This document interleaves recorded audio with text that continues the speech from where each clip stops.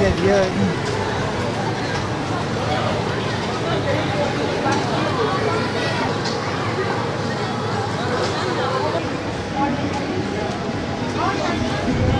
Ev hanımı demek zaten başlı başına bir işçi demek. Eviydi, çocuklarıydı, hani temizliğiydi, yemeğiydi. Bence sonuna kadar hak ediyor.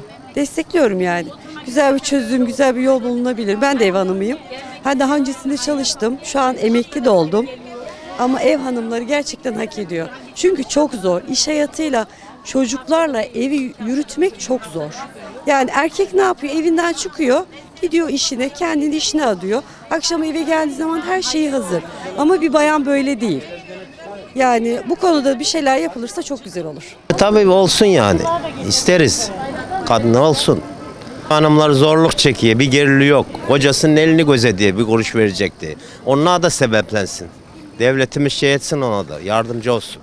25 sene evli kalan kadınlar, ev kadınlarına emeklilik çıksın diyorum. Ev kadınları çocuklarını büyütüyor. Darlık, yokluk, varlık, her şeyi içinde yani.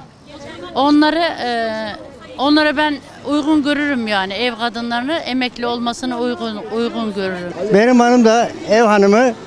50 seneden beri biz evliyiz. Tabii ki böyle bir kanunla çıkarsa, böyle şey olursa çok güzel olur.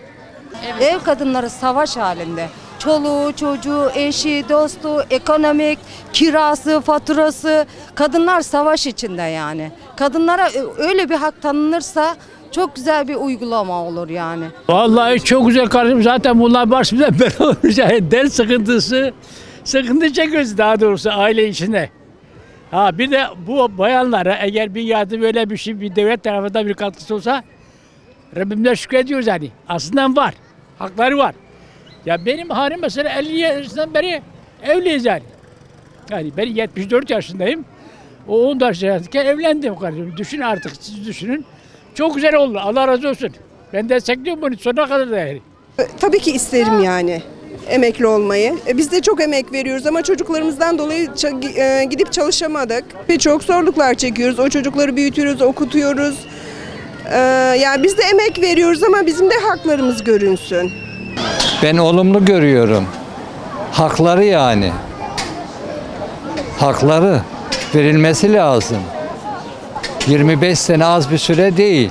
Ben 53 senelik evliyim. Eşim burada zaten. Ama eşime 65 yaş maaşı bile bağlamadılar. Ben emekliyim diye. Ya benim emekliliğim ayrı, o ayrı. Yetiştiremiyorum ben. Gittim söyledim kaymakamlığa ama yok diyor, senin emekliliğin var diyor, alamaz diyor. Çok erken 25-50'de yani emeklilik. Ben kaç yaşındayım, emekli etmediler 5 senem varmış diye de. Bir sürü 25 milyon para istedi. 2 sene daha ödeyecekmişim. Kaldı öyle. Öyle bir şey hak olsa güzel tabii ki yani. Bizim bir harçlığımız olur elimizde. Yardımcı oluruz evimize.